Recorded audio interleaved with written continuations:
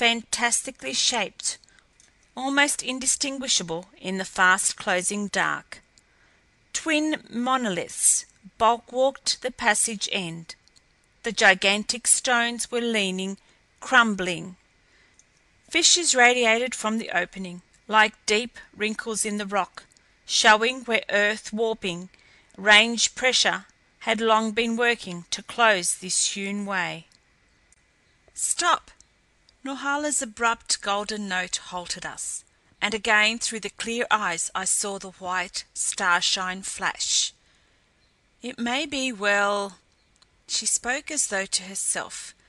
"It may be well too close this way. It is not needed." Her voice rang out again, vibrant, strangely disquieting, harmonious. Murmurous chanting it was at first, rhythmic and low.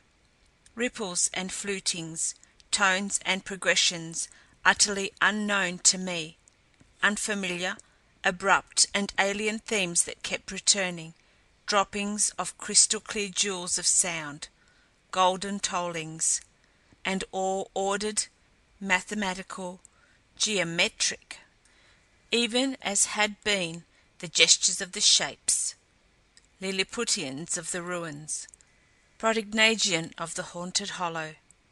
What was it? I had it.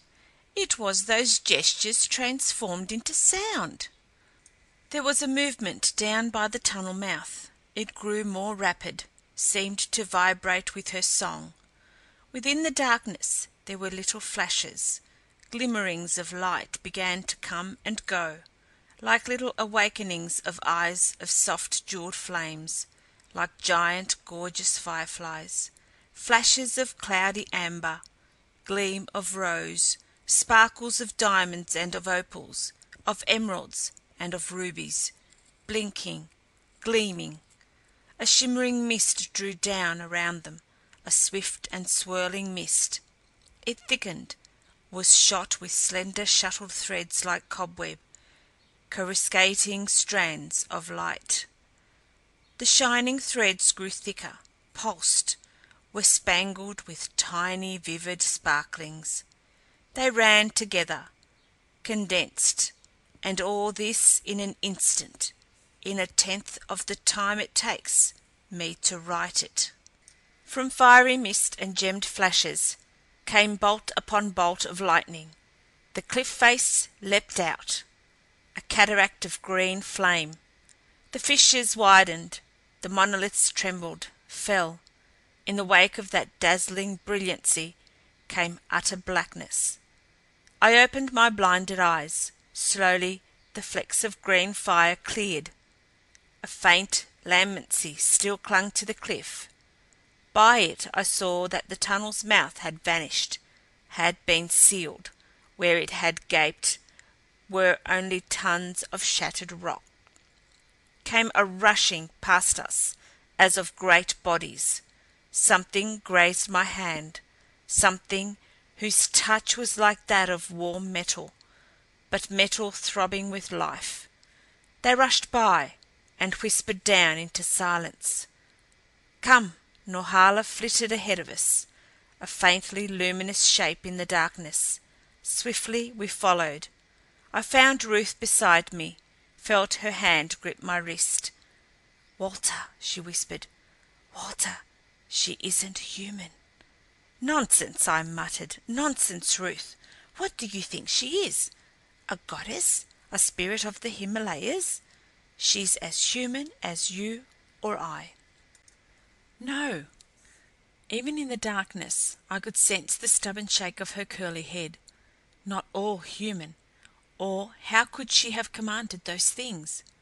Or have summoned the lightnings that blasted the tunnel's mouth? And her skin and hair, they're too wonderful, Walter. Why, she makes me look coarse. And the light that hovers about her, why, it is by that light we are making our way. And when she touched me, I glowed all through.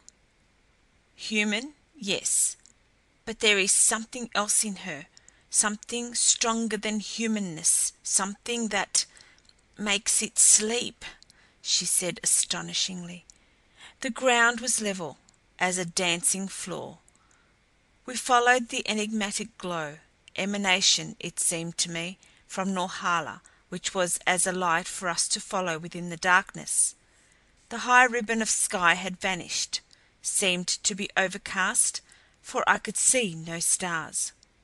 Within the darkness I began again to sense faint movement, soft stirring all about us. I had the feeling that on each side and behind us moved an invisible host. "There's something moving all about us, going with us," Ruth echoed my thought. "It's the wind," I said, and paused, for there was no wind. From the blackness before us came a succession of curious, muffled clickings, like a smothered mitrailleuse. The luminescence that clothed Norhala brightened, deepening the darkness. "Cross!" She pointed into the void ahead. Then, as we started forward, thrust out a hand to Ruth, held her back. Drake and Ventnor drew close to them, questioningly anxious. But I stepped forward out of the dim gleaming. Before me were two cubes. One I judged in that uncertain light to be 6 feet high, the other half its bulk. From them a shaft of pale blue phosphorescence pierced the murk. They stood, the smaller pressed against the side of the larger, for all the world like a pair of immense nursery blocks placed like steps by some giant child. As my eyes swept over them, I saw that the shining shaft was an unbroken span of cubes, not multi-arched like the Lilliputian bridge of the dragon chamber, but flat and running out over an abyss that gaped at my very feet. All of 100 feet they stretched, a slender, lustrous girder crossing unguessed depths of gloom. From far, far below came the faint whisper of rushing waters.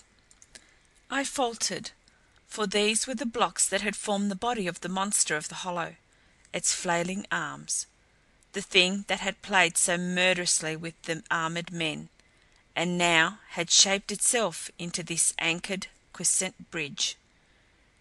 "Do not fear," it was the woman speaking softly, as one would reassure a child.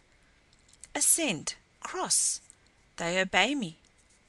I stepped firmly upon the first block, climbed to the second.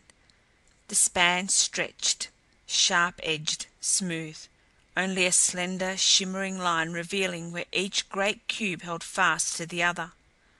I walked at first slowly, then with ever-increasing confidence, for up from the surface streamed a guiding, a holding force that was like a host of little invisible hands, steadying me, keeping firm my feet.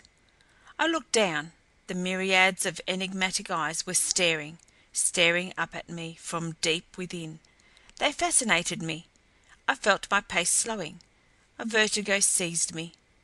Resolutely I dragged my gaze up and ahead, marched on.